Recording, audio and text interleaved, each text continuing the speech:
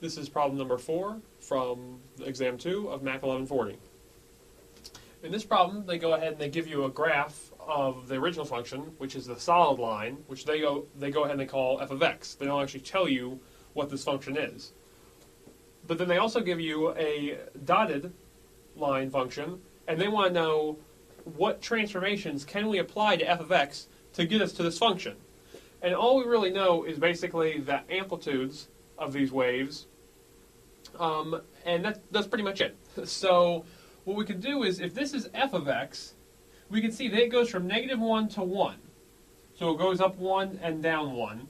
But this guy here, the dotted line, goes from -1 to 3, meaning that where its middle would come in at, it goes up 2 and down 2.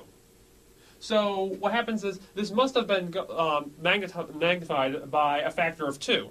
Because you can see that from top to bottom here it's only 2, but for the other guy from top to bottom it's 4. So we know this is going to be 2 times f of x, because making it stretched out vertically changes the outside, so you know you want to multiply by 2 on the outside.